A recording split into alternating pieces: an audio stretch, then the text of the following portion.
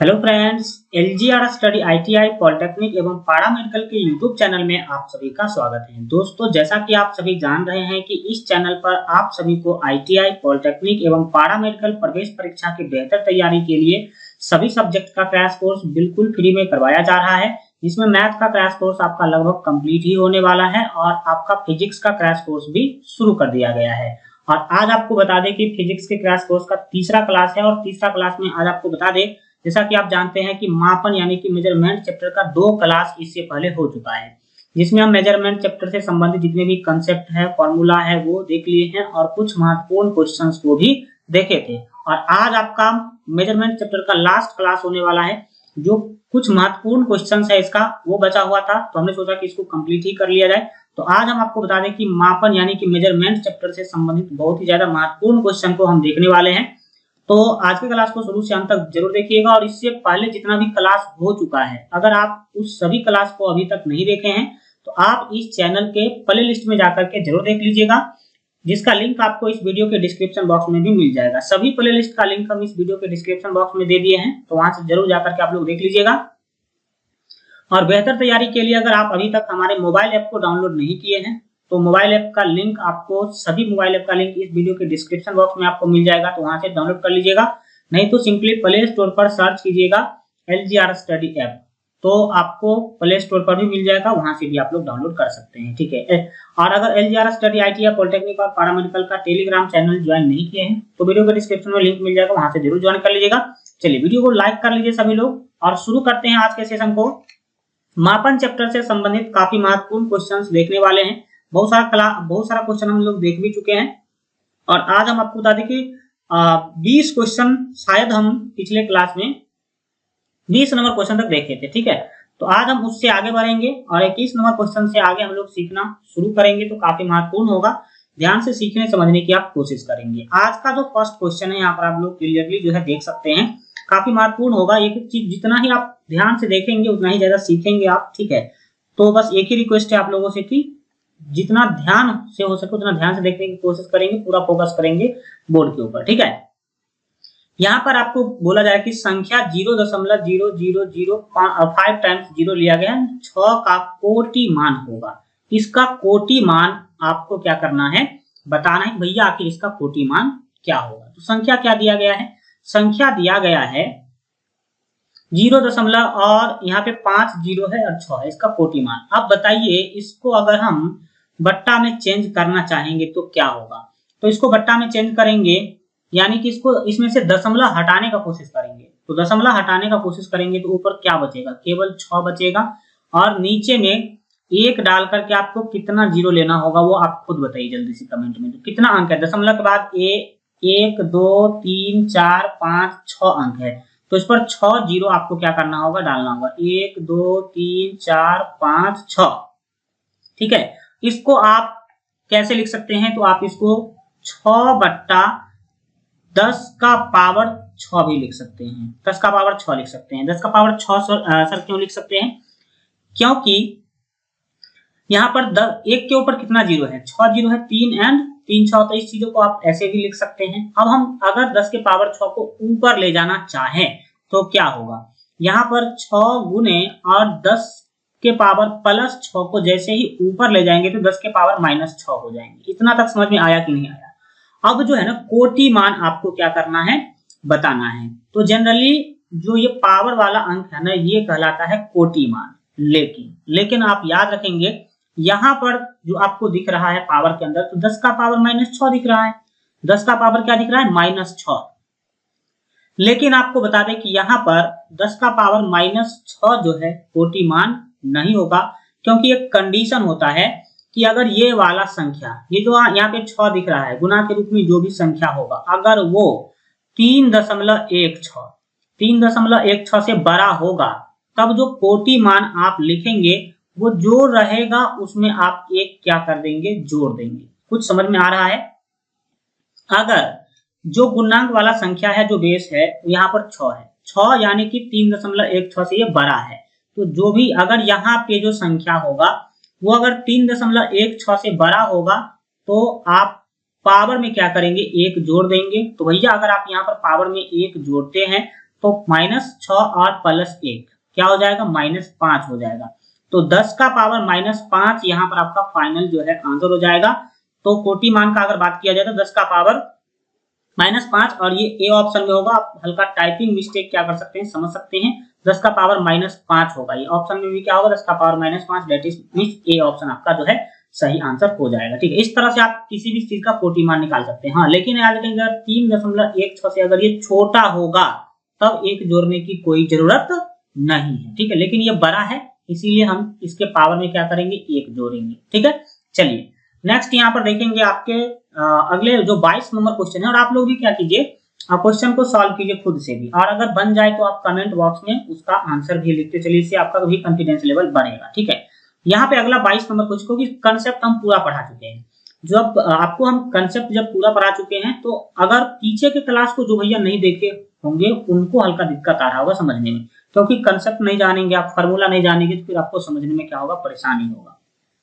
अगला क्वेश्चन है कि एक कागज की जो मोटाई है 0.0542 cm है, सेंटीमीटर है, तो इसका जो है ना मापन में सार्थक अंक होगा। कौन सा अंक, सार्थक अंक।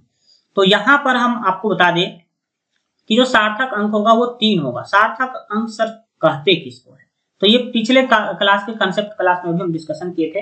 सार्थक अंक कहते हैं दशमलव के बाद, ठीक है, जितने भी अंक जो है दिखे वो सार्थक अंक कहलाते हैं। अगर ये 0 बीच में रहता तो ये भी सार्थक अंक में काउंट किया जाता, लेकिन ये 0 बीच में न होकर के अंक के क्या है, जो शून्येतर अंक है, बिना 0 वाला अंक है उसके पहले है या फिर उसके बाद भी रहेगा तो उसको काउंट नहीं करते हैं। ठीक है, तो यहाँ पर सार्थक अंक टोटल 3 है, 5, 4 और 2। इस तरह से आप याद रखने की कोशिश करेंगे। देखेंगे यहाँ पर हम लोग जो है अपने 23 नंबर क्वेश्चन को, निम्नलिखित में कौन सा पाठ्यांक जो है सर्वाधिक शुद्ध है। जो नीचे ग्राम लिखा गया है 4500 ग्राम, यहाँ पे लिखा गया 450 गुने 10 का पावर 3 ग्राम, यहाँ पर जो लिखा गया 4.5 किलोग्राम, और यहाँ पर है 45.10 का पावर 3 ग्राम। तो कौन सबसे ज्यादा शुद्ध है। तो अगर शुद्ध का बात किया जाए, अगर आप जो है ना कोटि मान के आधार पर देखेंगे जो सिग्निफिकेंट फिगर है, जिसमें हमने आपको बताया था सिग्निफिकेंट फिगर के बारे में, तो उसके अनुसार अगर आप यहाँ पर देखते हैं तो जो 23 का आपका सही आंसर हो जाएगा वो सी हो जाएगा, 4.5 किलोग्राम केजी, क्योंकि हमें जनरली एसआई मात्रक में लेकर के चलना होता है। किसमें लेकर चलना होता है, केजी में। तो आप इतना ग्राम ना लिख करके आप इसको केजी लिख सकते हैं। क्या लिख सकते हैं, केजी में। अगर किलोग्राम में व्यक्त करें तो वो सबसे क्या माना जाता है, शुद्ध माना जाता है एसआई यूनिट के अनुसार। ओके, चलिए नेक्स्ट क्वेश्चन 24 नंबर क्वेश्चन देखेंगे, और आप लोग शेयर जरूर कीजिएगा। और बहुत सारे स्टूडेंट जो है पूछ रहे थे कि सर आपका ऐप पे भी क्लास चलता है, सर पेड क्लास भी चलता है। तो देखिए आपको बता दें कि मेरा कोई पेड क्लास नहीं चलता है। मैं आप लोगों को सारा का सारा तैयारी बिल्कुल फ्री में और इसी यूट्यूब चैनल पर करवा रहा हूँ। ठीक है, तो आपको कोई पेड क्लास खरीदने की जरूरत नहीं है। केवल LGRS स्टडी ऐप जो है ना, आप लोगों के बेहतर तैयारी के लिए जो LGRS स्टडी का जो ऐप है, इस वीडियो के डिस्क्रिप्शन बॉक्स में उसका लिंक मिल जाएगा, वो डाउनलोड कर लीजिए। उस पर आपको कोई पेड क्लास नहीं मिलेगा, उस पर आपको केवल स्टडी मटेरियल्स मिलेगा। ठीक है, सभी सब्जेक्ट का स्टडी मटेरियल, PDF जिसको आप बोल लीजिए, PDF ऑनलाइन टेस्ट भी आप बिल्कुल फ्री में दे सकते हैं हमारे ऊपर। तो पेड क्लास का कोई कंसेप्ट ही नहीं है।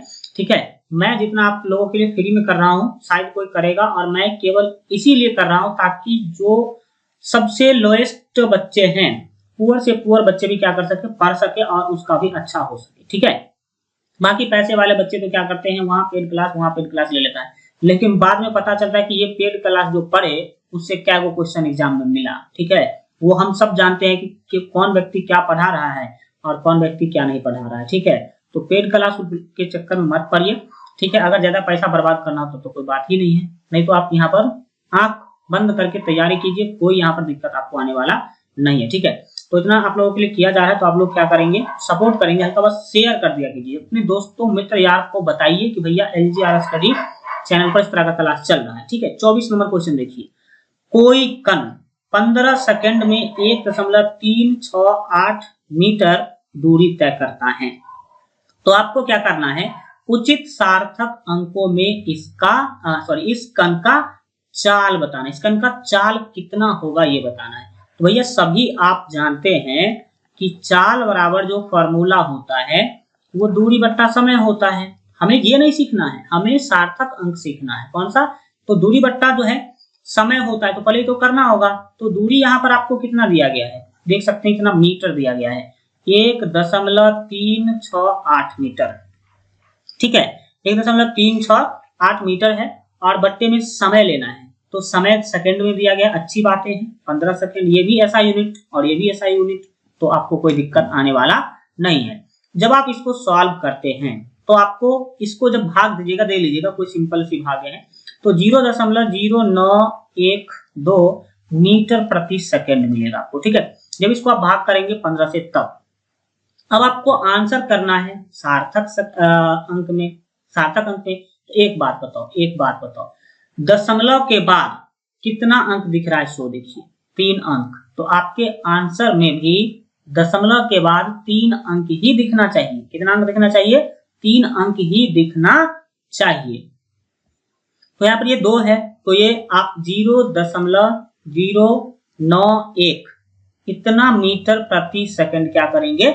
बोलेंगे। ठीक है, और इसमें अब ये जो है ना आपका हो गया सार्थक अंक में, इस कण का चाल आपको क्या करना था, बताना था।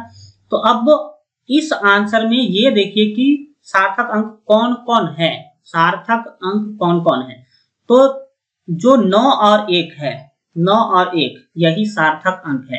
तो 91 मीटर प्रति सेकंड, क्योंकि आपको आंसर में बोलना था सार्थक अंक में इस कण की चाल बताइए। तो ये दशमलव, ये 9 से पहले जो 0 है सब तो सार्थक अंक में हम लोग नहीं काउंट करते हैं। तो 91 मीटर प्रति सेकंड यहाँ पर सार्थक अंक के रूप में अगर आंसर देने के लिए बोला जाए तो ये हो जाएगा। दैट मीन्स अगर ऑप्शन के अकॉर्डिंग देखा जाए तो 91 मीटर प्रति सेकंड, या दैट मीन्स ए ऑप्शन आपका बिल्कुल जो है सही आंसर हो जाएगा। चलिए आगे बढ़ जाते हैं और देखते हैं यहाँ पर आपके जो 25 नंबर क्वेश्चन है 25, बोला जाए कि चंद्रमा की पृथ्वी से दूरी जो है वो है 3.84 गुने 10 का पावर जो है ना, यहाँ पे हल्का टाइपिंग मिस्टेक है, इसको हम सही कर देते हैं। जो है यहाँ पर समझने की कोशिश करेंगे, ये होता है 5, पावर में कितना होगा? 5 होगा। ठीक है, 5 होगा। 3.84 गुने 10 का पावर 5 किलोमीटर है। तो चंद्रमा की पृथ्वी से दूरी, आपको दूरी का कोटि मान बताना है। भैया हम आपको बता के आए हैं यही होता है कोटि मान, लेकिन आप चेक करेंगे कि ये संख्या जो है वो अगर 3.16 से बड़ा है, 3.16 से अगर बड़ा है तो इसके पावर में एक जोड़ देंगे। तो यहाँ पर कोटि मान तो होना चाहिए था 10 का पावर 5, लेकिन अगर देखेंगे तो ये इससे क्या है? बड़ा है। ठीक है, तो बड़ा है, इसीलिए इसके पावर में क्या कर देंगे? जोड़ देंगे। तो 10 का पावर हो जाएगा 6। क्या हो जाएगा? 10 का पावर 6। अगर कोटि मान पूछा जाए तो 10 का पावर 6 किलोमीटर, क्या बोलेंगे? किलोमीटर। ये आपका फाइनल आंसर होगा। 10 का पावर 6 किसमें है? तो ये सी ऑप्शन आपका यहाँ पर बिल्कुल सही आंसर होगा। इतना ट्रिक के साथ अगर आप तैयारी करते हैं भैया, आप एग्जाम में जाओगे गर्दा उड़ा के आओगे। ठीक है, अगर इस तरह से शॉर्टकट आप तैयारी करते हैं तो इस तरह से, क्योंकि एग्जाम में अंदर आपको टाइम बचाना होता है। ठीक है, 26 नंबर क्वेश्चन, 4270 का कोटि मान है। लो भैया, इसका कोटि मान बताना है। अब ये तो सर दशमलव में है ही नहीं, तो इसका कोटि मान कैसे हम बताएंगे? तो घबराओ मत, हम आपको बता रहे हैं कि इसको कैसे हम इसका कोटि मान बताएंगे। देखिए आपको क्या दिया गया? 4270 दिया गया। इसको अगर आप दशमलव में चेंज करते हैं, अगर सार्थक अंक के अनुसार, सिग्निफिकेंट फिगर के अनुसार, तो आपको मिलेगा 4.270 लेते हैं। तो इसको कितना से गुना करना होगा? दशमलव जनरली यहाँ पे, अगर इसमें देखा जाए तो यहाँ पे दशमलव, आपने 3 अंक पीछे ले गया दशमलव को, 3 अंक मतलब 1000 से आपको गुना करना होगा 1 पर 3 जीरो से। तो 1 पर 3 जीरो का सीधा सीधा मतलब है 10 का पावर 3।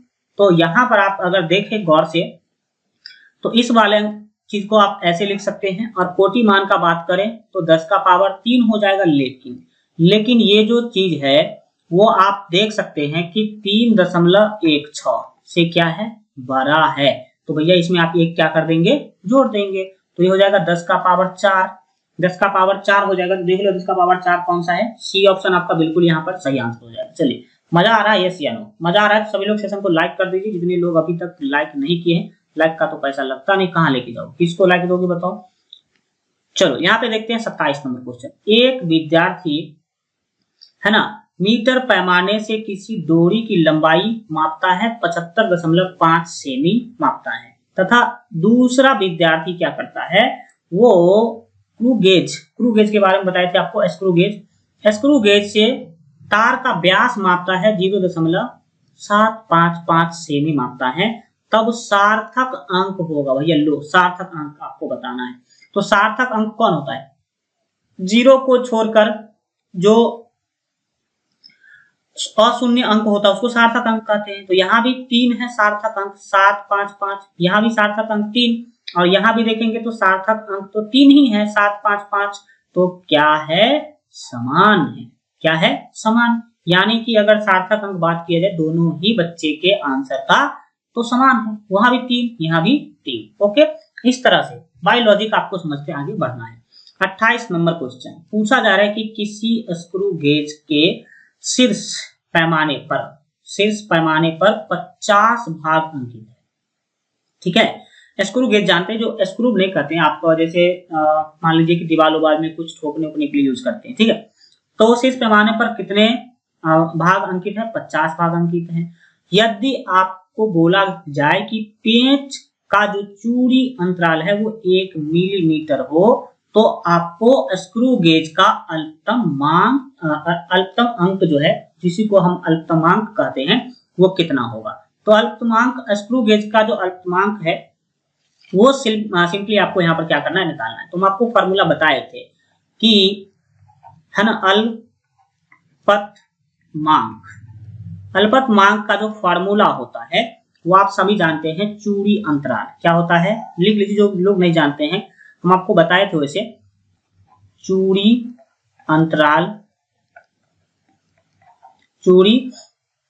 अंतराल और बट्टे में लेते हैं शीर्ष पैमाने पर बने भागों की संख्या, जो कि यहाँ पर दिया गया है। ठीक है, लिख देंगे, यहाँ पर लिख देते हैं, लिख लीजिए आप लोग भी, नहीं याद है तो सॉरी, यहाँ पे नहीं रहेगा। शीर्ष पैमाने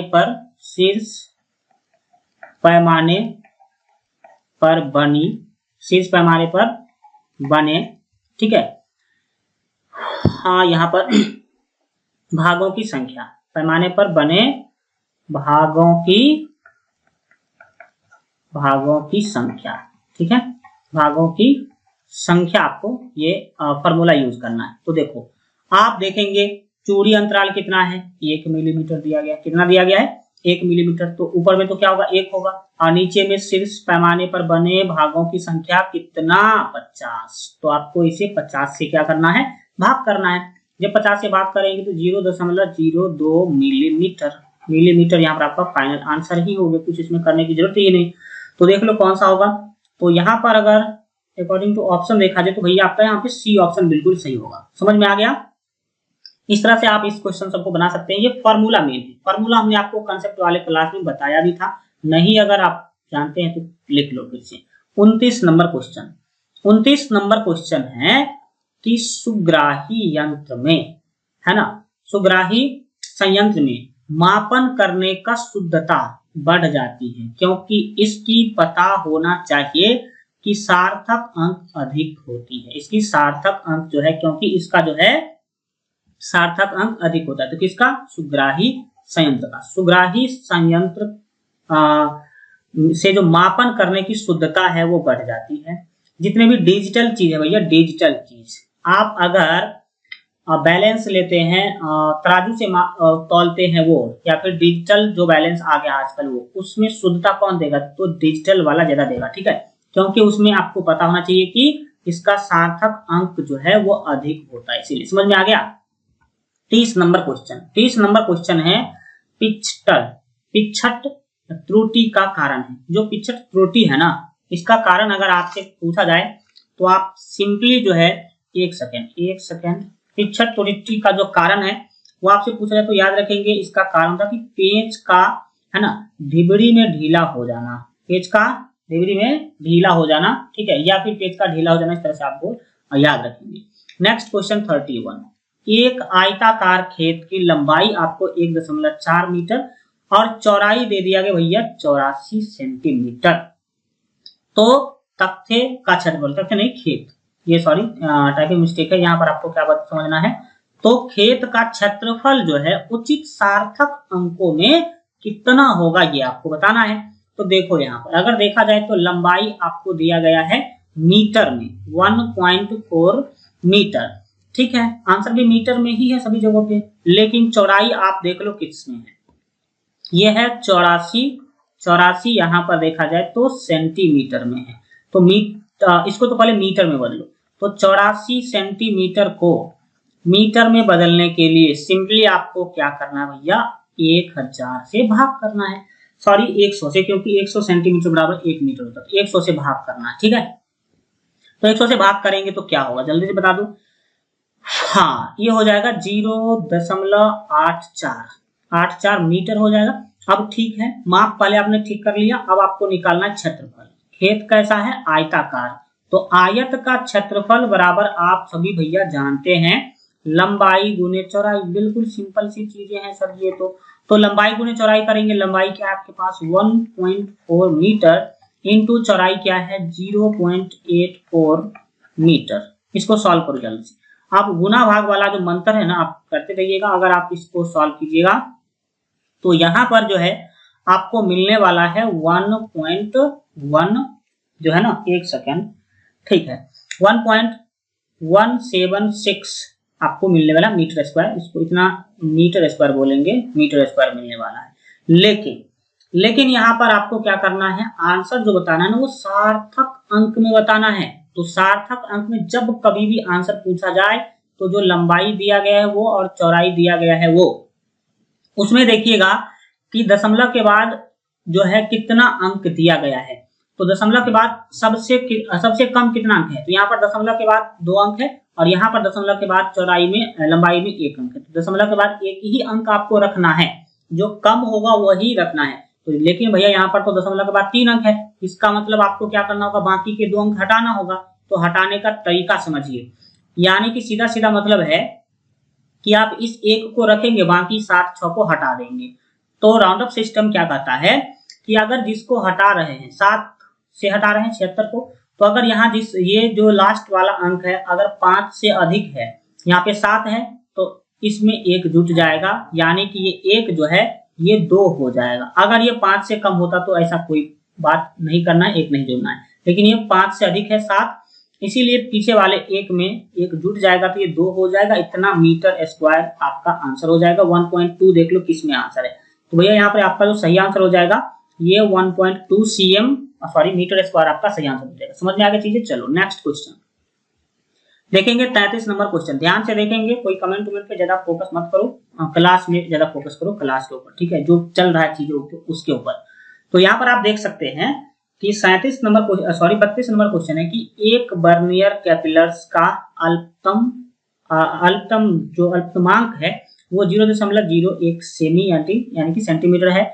इससे किसी वस्तु की लंबाई मापते समय, ठीक है, मुख्य स्केल का पाठ्यांक देखा गया तो पाया गया भाई 2.7 सेमी आया, ठीक है, तथा वर्नियर का जो है ना वर्नियर का 5वां चिन्ह मुख्य स्केल के किसी चिन्ह की सीधी में पाया गया।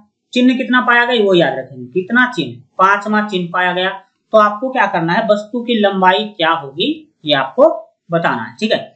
तो इसके लिए हम आपको बताए थे वर्नियर कैपिलर्स के जो कंसेप्ट है उसको भी हम बताए थे। तो उसमें बताए थे कि वस्तु की लंबाई का फॉर्मूला क्या होता है, सीधा सीधा रखेंगे। अगर आपको वस्तु की लंबाई का, ये वस्तु ऐसा नहीं लिखेगा, वो ये नहीं चिराएगा, समझ में आ रहा होगा आप लोगों को।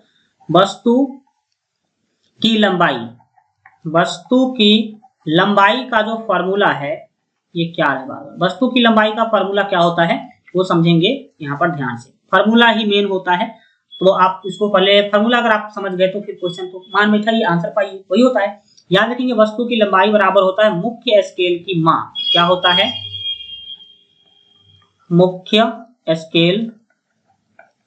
स्केल की माप, ठीक है, मुख्य स्केल की माप और प्लस, याद रखेंगे क्या होता है, प्लस प्लस में क्या करना है आपको, वर्नियर है ना पैमाने का जो मिलान चिन्ह है ना वो, तो यहां पर हम लिख देते हैं वर्नियर,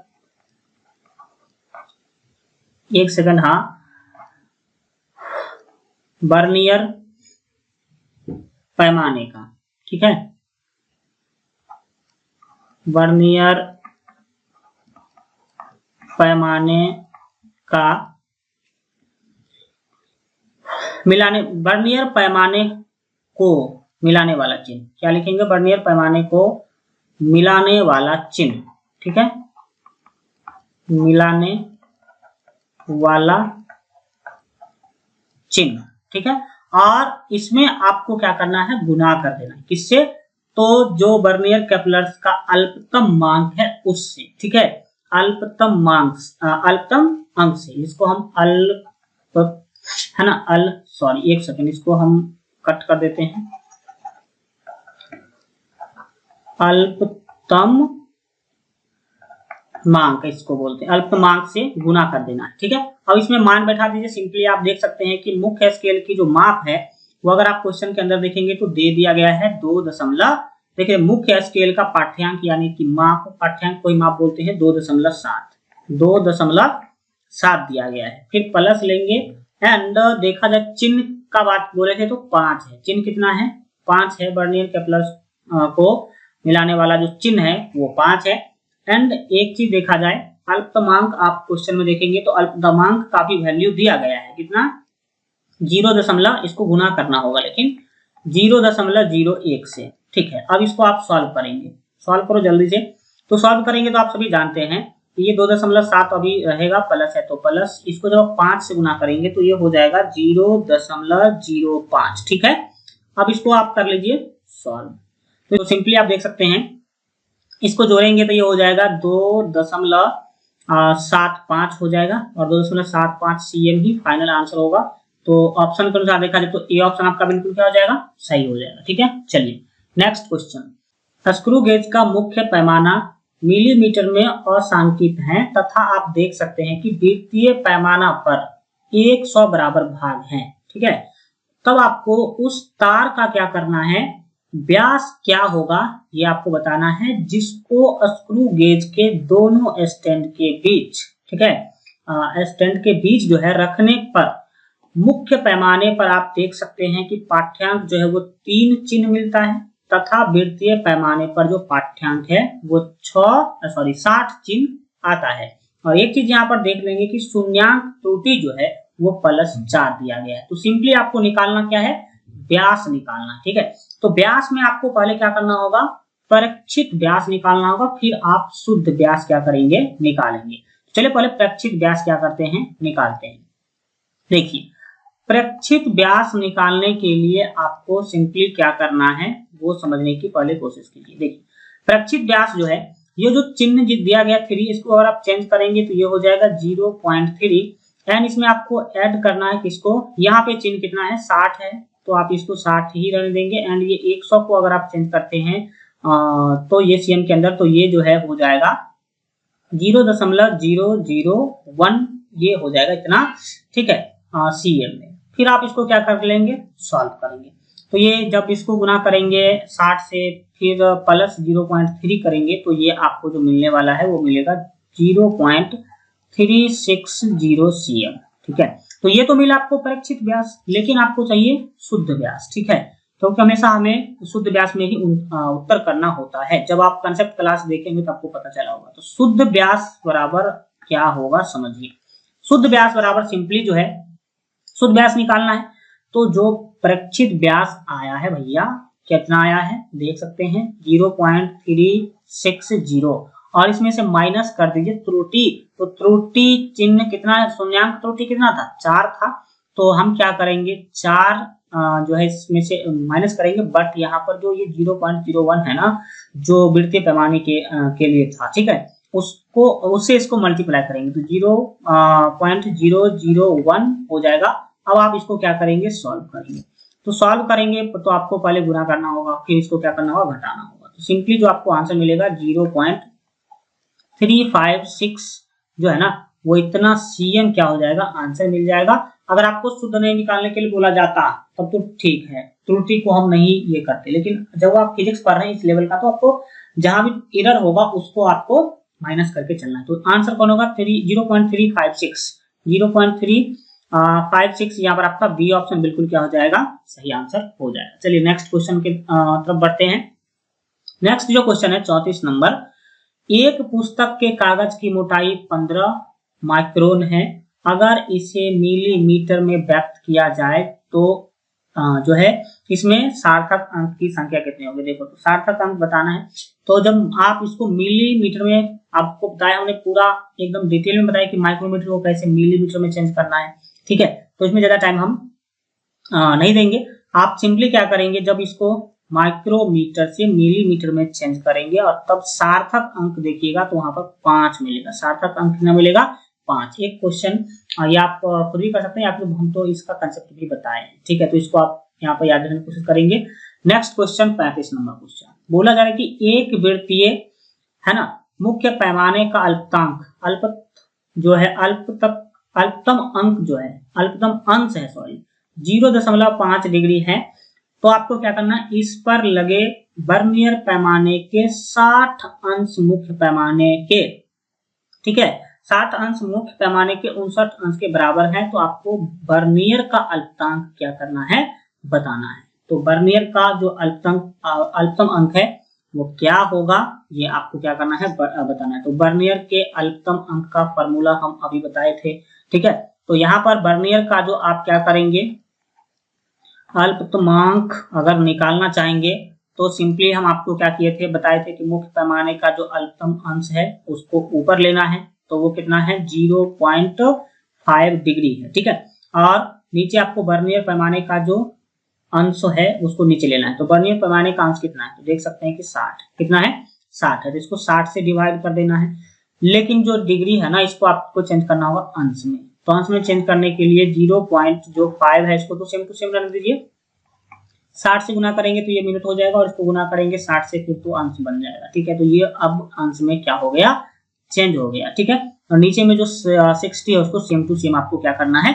रखना है। अब आप इसको क्या कर लेंगे? सॉल्व करेंगे। सॉल्व करेंगे तो देख सकते हैं यहाँ पर क्या होगा, एक 60 से 60 कट किया और 6 पंचे 30 और 30 पर एक जीरो आएगा तो 300 हो जाएगा, लेकिन यहाँ पे जीरो लगा हुआ है तो यहाँ पर मिल जाएगा आपको 30। कितना मिलेगा? 30 अंश फाइनल यहाँ पर क्या हो जाएगा? आंसर हो जाएगा। तो ऑप्शन में देखा जाए तो ए ऑप्शन आपका बिल्कुल जो यहाँ पर सही आंसर हो जाएगा। अगले क्वेश्चन को देखेंगे। अगले क्वेश्चन 36 नंबर में बोला जाए कि गोले की त्रिज्या की जो है ना, त्रिज्या की मापन में त्रुटि हो गया भैया, कितना परसेंट का? 1% का। तो इसके आयतन की गणना में त्रुटि कितना हो जाएगा? अगर त्रिज्या 1% एरर है त्रिज्या में, तो फिर उसके आयतन में कितना परसेंट एरर होगा? तो आप सभी जानते हैं गोला का जो आयतन होता है, ठीक है, वो क्या होता है? 4/3 पाई आर क्यों होता है। अब आपको त्रुटि निकालना है, वो भी परसेंटेज त्रुटि निकालना है, ठीक है। परसेंटेज त्रुटि यानी कि एरर, परसेंटेज एरर निकालना है। तो परसेंटेज एरर निकालने के लिए सिंपली आपको क्या करना है? 3 इंटू जो रेडियस, जो त्रुटि है रेडियस के अंदर यानी कि त्रिज्या के अंदर जो त्रुटि है उसको उससे क्या करेंगे? मल्टीप्लाई करेंगे। तो 3 इंटू 3% आपका फाइनल आंसर ही हो गया। तो देख लो भैया कौन सा ऑप्शन सही है? बी ऑप्शन आपका बिल्कुल सही है, ठीक है। चलिए नेक्स्ट क्वेश्चन यहाँ पे है कि 0.310 गुने 10 के पावर 3 में आपको सार्थक अंकों की संख्या क्या होगी। यहाँ पर सार्थक अंक बताने के लिए हल्का संभल के बताना, क्योंकि आपको पता नहीं कि 10 के पावर 3 से जो यहाँ पर गुना भी किया गया, इससे पहले इस टाइप का क्वेश्चन नहीं आता था। तो जब कभी भी अगर आगे आपको पता नहीं कि दहाई अंक से अगर गुना किया गया हो, तो आपको सिंपली ये ध्यान रखना है कि शुरू से लेके जहां से स्टार्ट होगा वो तो होगा ही होगा, और लास्ट आगे वाले जीरो को भी तब इसमें काउंट करेंगे। तो यहाँ पर आपका 1 2 3 अंक हो जाएगा सार्थक। दैट मीन्स डी ऑप्शन आपका बिल्कुल सही होगा, ये बी नहीं होगा, ये डी होगा, ठीक है। तो डी ऑप्शन आपका बिल्कुल सही आंसर हो जाएगा। ये वाला याद रखेंगे, जब इसमें ये लगा तो लास्ट वाला जीरो भी काउंट होगा, जो अंतिम में जीरो है वो भी क्या होगा? काउंट हो जाएगा सार्थक अंक के अंदर, ठीक है। तो इस तरह से आज आपका जो क्लास है शायद कंप्लीट हो गया।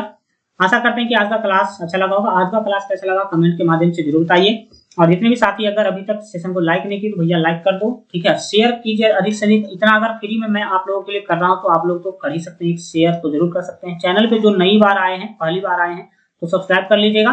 LGR स्टडी ऐप डाउनलोड कर लीजिएगा। इस वीडियो के डिस्क्रिप्शन बॉक्स में आपको सभी ऐप का लिंक मिल जाएगा, तो जो भी आपके लिए ऐप वहां पर आप डिस्क्रिप्शन बॉक्स में देख करके डाउनलोड कर लीजिएगा। काफी महत्वपूर्ण है, वहां पर स्टडी मटेरियल्स और ये चैप्टर कंप्लीट हुआ तो इस चैप्टर का PDF भी आपको वहीं पर मिलेगा हमारे मोबाइल ऐप पर, ठीक है। और टेलीग्राम चैनल जो भी लोग ज्वाइन नहीं किए हैं तो ज्वाइन कर लीजिए, क्योंकि कोई नोटिस आया, कोई महत्वपूर्ण चीज आया तो मैं इसी पर शेयर कर देता हूँ, ठीक है।